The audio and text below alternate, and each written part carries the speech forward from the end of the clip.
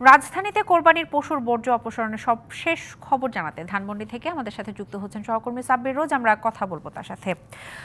সাব্বির, প্রথম দিনের ঈদের দিনের কোরবানি তো শেষ হলো, দিন শেষে কি দেখতে পাচ্ছেন? বর্জ্য অপসারণ কি আসলেই ঠিকঠাক মতো হলো কিনা, আপনার পর্যবেক্ষণ বা কি দেখতে পাচ্ছেন? ধানমন্ডিতে যেটা দেখেছি, আপনি বললেন যে বর্জ্য অপসারণের যে ব্যবস্থাপনাটা, সেটা দুই সিটি কর্পোরেশন কিন্তু এবার বেশ তৎপর ছিল এবং তাদের বেশ কিছু নির্দেশনা ছিল।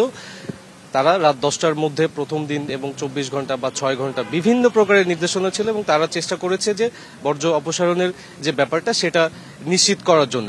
তো আমি ধানমন্ডিতে ঘুরে যেটা দেখেছি যে তারা যথেষ্ট করেছে এবং প্রায় রাস্তাঘাটে বর্জ্য অপসারণের, যদি আপনি বলতে চান, তারা সফল হয়েছে এরকম। তো আমার সাথে কিছু স্থানীয় বাসিন্দা আছে, আমি তাদের কাছ থেকেই শুনবো। আপনাদের কোরবানির বর্জ্য নিয়ে যে সিটি কর্পোরেশনের যে ব্যাপারগুলো, ব্লিচিং পাউডার বা ব্যাগ দিবে, সেগুলো কি পেয়েছিলেন কি? জি, আমরা পেয়েছিলাম।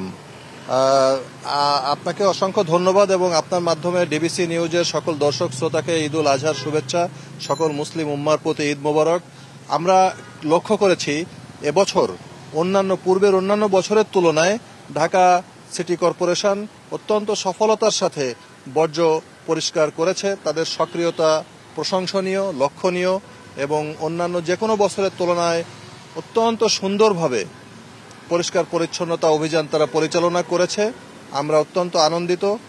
নাগরিক সচেতনতার ব্যাপারটা কি লক্ষ্য করেছেন কিনা? নগদের কাছে সব গ্রাহকই প্রিয়, তাই তো সারা দেশে ক্যাশ আউট চার্জ সবচেয়ে কম। জি, নাগরিক সচেতনতাও লক্ষ্য করেছি এবং আমরা সিটি কর্পোরেশনকে সর্বাত্মক সহযোগিতা করবার জন্য বদ্ধপরিকর, এখনো প্রস্তুত আছি এবং ভবিষ্যতেও সহযোগিতা করার জন্য আমরা প্রস্তুত থাকব।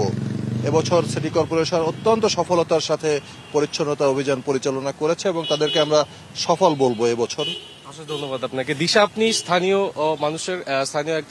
একজনের কথা শুনছিলেন, তো তিনি যেটা বলেছে আমরাও সেটাই দেখেছি এবং আমি আপনাকে বলে রাখি, এবার সিটি কর্পোরেশনের প্রায় 20,000 পরিচ্ছন্নতা কর্মী এই কাজটি করেছেন এবং প্রায় 20,000-এর অধিক যানবাহন ছিল তাদের এই দুই সিটি কর্পোরেশনের বর্জ্য অপসারণের কাজে নিয়োজিত। এবং আপনি জানেন, আমাদের উত্তর সিটি কর্পোরেশনের মেয়র তৎপর ছিলেন, সে মিরপুর এলাকায় পরিদর্শন করেছেন এবং আমাদের দক্ষিণ সিটি কর্পোরেশনের মেয়রও ভার্চুয়ালি যুক্ত হয়ে এবং সে নিজেও নানা নির্দেশনা।